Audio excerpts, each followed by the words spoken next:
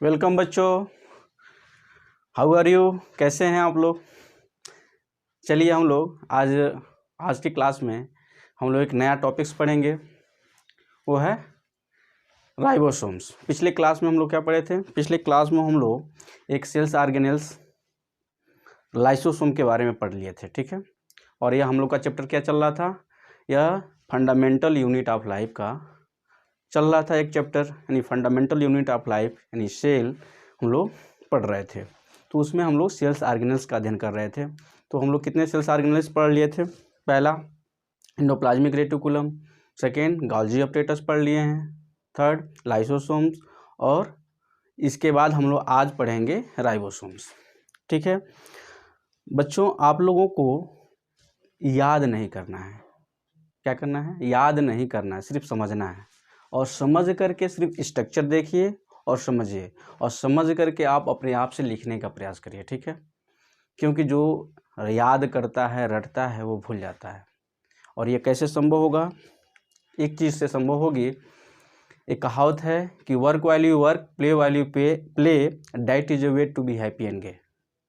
Means जो हम काम कर रहे हैं, यानी पढ़ाई कर रहे हैं तो सिर्फ पढ़ाई, खेल रहे हैं तो सिर्फ खेलेंगे, खा रहे हैं तो सिर्फ खाएंगे, और सो रहे हैं तो सिर्फ सोएंगे, ठीक है। तो यानी हम यहाँ पे अब इस समय आप वीडियो देख रहे हैं तो सिर्फ वीडियो देख रहे होंगे, दूसरा कोई काम नहीं होनी चाहिए। तब तो आप पूरे इस कॉन्सेप्ट को समझेंगे या इस वीडियो का लाभ उठा पाएंगे। तो मतलब कहने का मतलब जो भी आप करिए वो मन से करिए, ठीक है।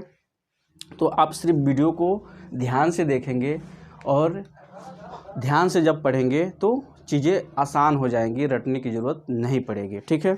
तो आइए हम लोग इस सेल्स ऑर्गेनेल्स को पढ़ते हैं ध्यान से। देखिए, हमने एक स्ट्रक्चर बना रखा है।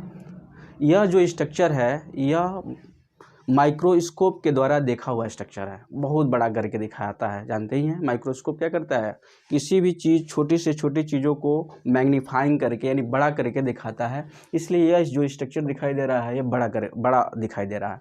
लेकिन अगर हम राइबोसोम का स्ट्रक्चर देखें तो बहुत छोटा यह स्ट्रक्चर होगा। इस तरह का स्ट्रक्चर आपको दिखाई देगा, ठीक है। यह जो है स्ट्रक्चर दिखाई देगा, यानी एक जो होगी इसकी स्मॉल यूनिट होगी, एक लार्ज यूनिट होगी, यानी एक लार्ज सब यूनिट होगी, एक स्मॉल सब यूनिट होगी।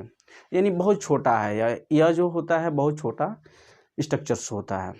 तो चलिए हम लोग अभी जानेंगे। पहले सबसे पहले जानते हैं कि इस राइबोसोम्स की डिस्कवरी किसने किया था, किस साइंटिस्ट ने इसको खोजा था। तो ribosomes are discovered, ribosomes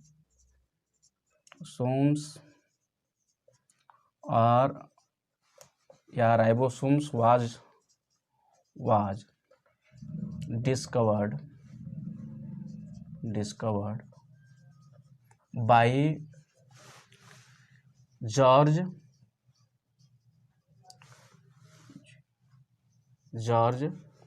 E पैलाडे।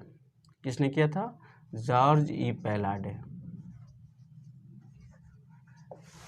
George E पैलाडे ने इसकी खोज किया था, ठीक है। कब? हाँ लिख देते हैं हम लोग, in 1955।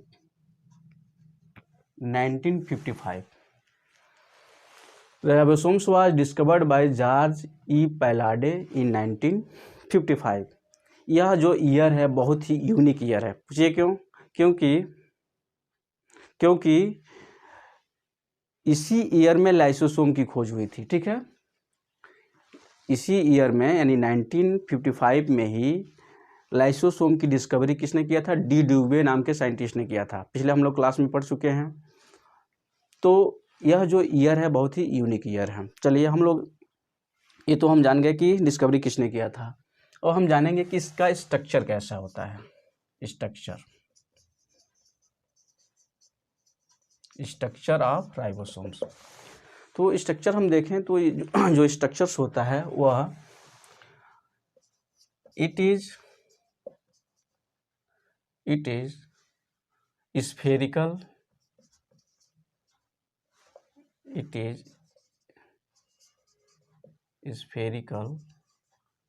And granular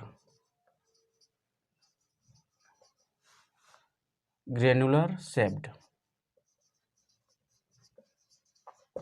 it is spherical and granular shaped. यह जो होता है स्फेरिकल यानी गोल होता है, और क्या होता है, यह ग्रेनुलर शेप का होता है। जैसे दाने होते हैं, जैसे होते हैं छोटे छोटे, यह उसी शेप का जो है यह दिखाई देता है, यानी ग्रेनुलर शेप का होता है। और क्या होता है, स्फेरिकल, थोड़ा सा गोल होता है। ठीक है, तो ये तो हम लोग जान गए। इसको स्ट्रक्चर को हम लोग देख करके ही जान जाएंगे कि जो है यह कैसा होता है। अब हमें याद नहीं करनी है। आगे हम लोग देखते हैं कि it has two subunit. It has two सब यूनिट।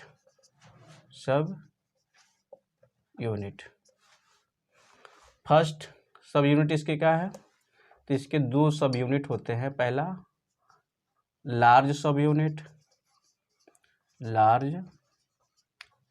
यूनिट, दूसरा होता है स्मॉल सब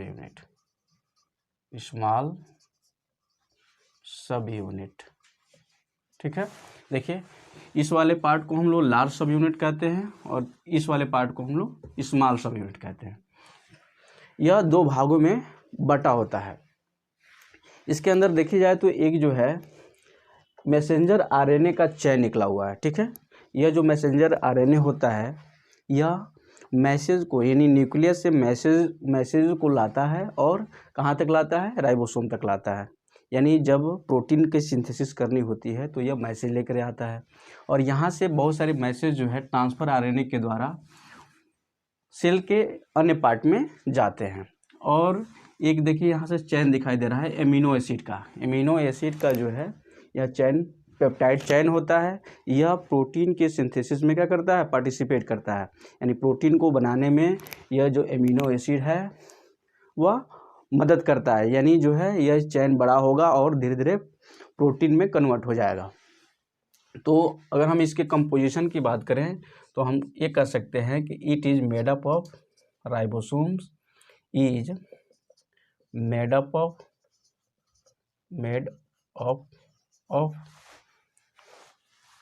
RNA plus protein, RNA and protein कर लीजिए, एंड प्रोटीन। ये किससे बना होता है बच्चों, आरएनए और प्रोटीन से मिलकर के बना होता है। इसी की वजह से so it is known as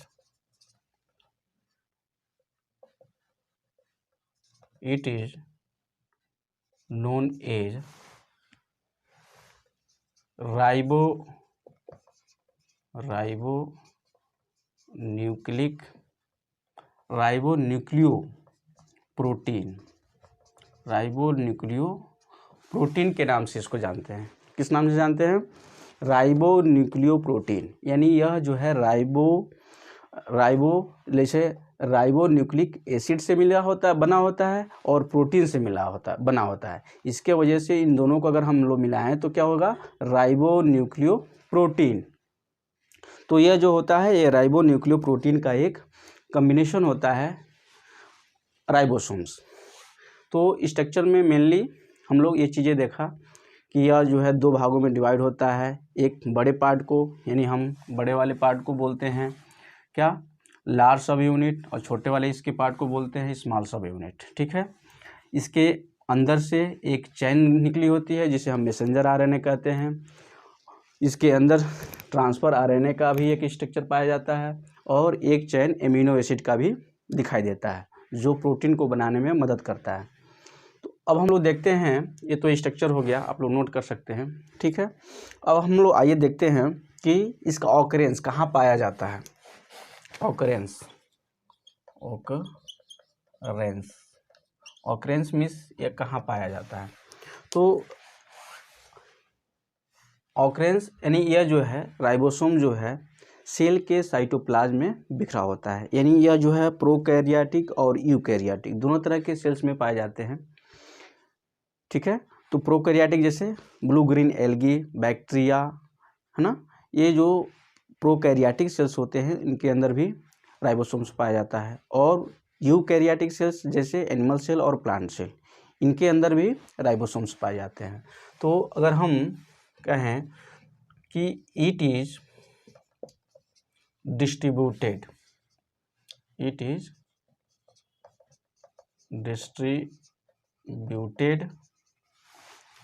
in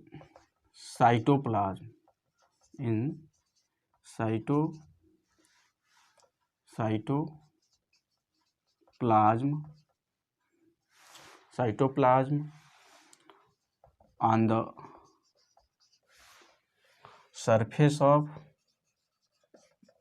on the surface of rough endoplasmic reticulum, RER। ठीक है, कहाँ पे पाया जाता है? It is distributed in cytoplasm on the surface of rough endoplasmic reticulum, mitochondria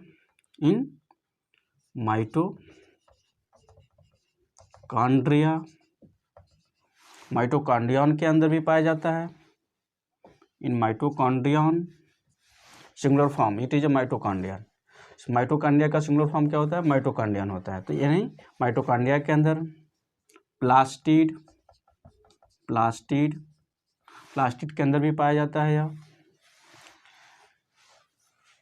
and it is distributed in cytoplasm on the surface of endoplasmic reticulum, mitochondria and plastid. Okay, cell के अंदर यानी हम देखें तो यह जो है इतने जगहों पे पाया जाता है, फ्रीली डिस्ट्रीब्यूटेड होता है। अब हम लोग देखते हैं इसके टाइप के बारे में। ठीक है, types of ribosomes.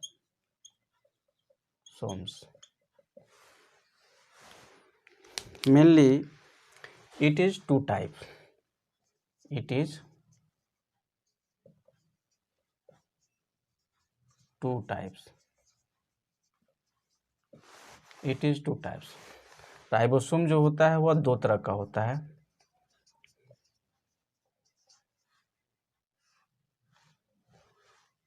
It is two type. First जो टाइप होता है इसका वह 70S टाइप का होता है, और दूसरा जो होता है वो 80S टाइप का राइबोसोम होता है। ठीक है, 80S टाइप का राइबोसोम। जैसे हम स्ट्रक्चर अगर बनाएं तो जो है इस तरह का स्ट्रक्चर दिखाई देगा। यह जो होता है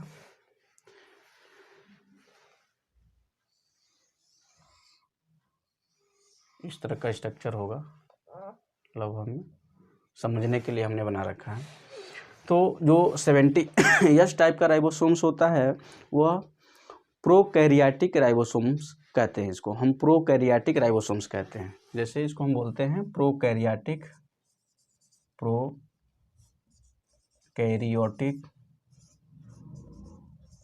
राइबोसोम्स। ठीक है, और इसको बोलते हैं 80S जो राइबोसोम्स होता है उसको हम बोलते हैं यूकैरियोटिक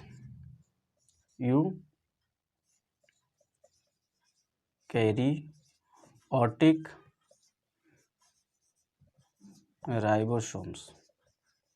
ठीक है, यूकैरियोटिक राइबोसोम्स। इन्हीं राइबोसोम को देखा जाए तो यह दो टाइप का होता है, 70S टाइप का राइबोसोम्स और 80S टाइप राइबोसोम। तो जो 70S टाइप का राइबोसोम्स होता है उसको हम बोलते हैं प्रोकैरियोटिक राइबोसोम्स, यानी प्रोकैरियोटिक सेल में पाया जाता है, जैसे ब्लू ग्रीन एल्गी, बैक्टीरिया। और जो यूकैरियोटिक सेल्स में पाए जाने वाले राइबोसोम्स होते हैं उनको बोलते हैं 80S टाइप राइबोसोम्स। यह प्लांट सेल और एनिमल सेल में पाया जाता है। क्यों? क्योंकि प्लांट सेल और एनिमल सेल जो होते हैं वो प्रोकैरियोटिक सेल होते हैं।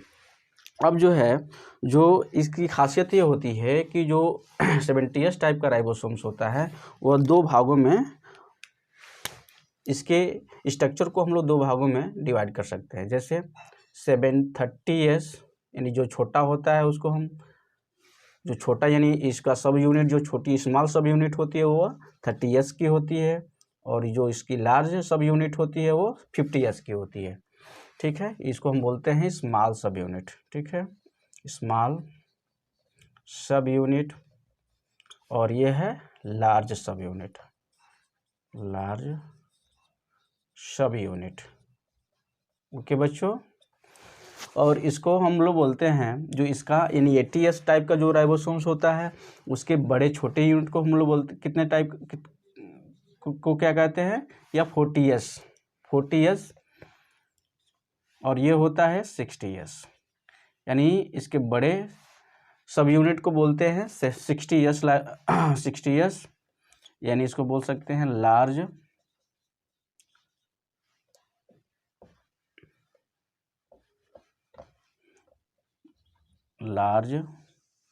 सब यूनिट, लार्ज सब यूनिट। इसको बोलते हैं स्मॉल सब यूनिट, स्मॉल सब यूनिट। ओके, तो आप लोगों ने समझ लिया कि जो है यह स्ट्रक्चर कैसा होता है, 70S का कैसा स्ट्रक्चर होता है और 80S टाइप का राइबोसोम का कैसा स्ट्रक्चर होता है। अब हम लोग देखते हैं कि इसका फंक्शन क्या होता है। आप लोग समझ गए कि यह जो है टाइप ऑफ राइबोसोम में it is two types, first 70S type ribosomes और सेकेंड 80S टाइप राइबोसोम्स। अच्छा, इसको हम जो डिवाइड करते हैं तो यह मेनली शेप और अवसादन गुणांक, यानी इसके आकार और अवसादन गुणांक के हिसाब से ही डिवाइड करते हैं। ठीक है, अवसादन गुणांक क्या होता है, जब हम पानी में किसी ऑब्जेक्ट को डालते हैं तो कुछ ऐसे ऑब्जेक्ट होते हैं जो नीचे बैठ जाते हैं और कुछ ऐसे ऑब्जेक्ट होते हैं जो तैरते रहते हैं। तो उसी बेसिस पे यानी अवसादन गुणांक के आधार पे इस राइबोसोम्स को डिवाइड किया गया। अब हम लोग देखते हैं कि what is the functions of ribosomes. तो आप चाहे तो इस को शॉर्ट स्क्रीन ले सकते हैं और हम इसको इरेज करने जा रहे हैं। चलिए इरेज करते हैं।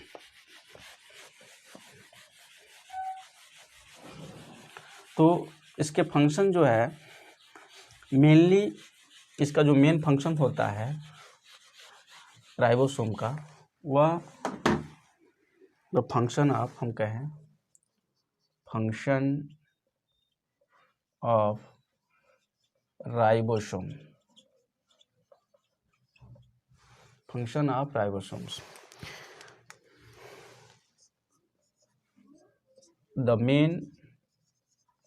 The main function of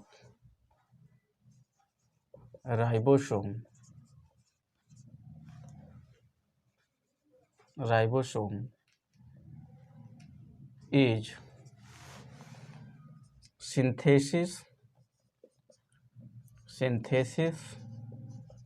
of protein. क्या होता है, सिंथेसिस ऑफ प्रोटीन।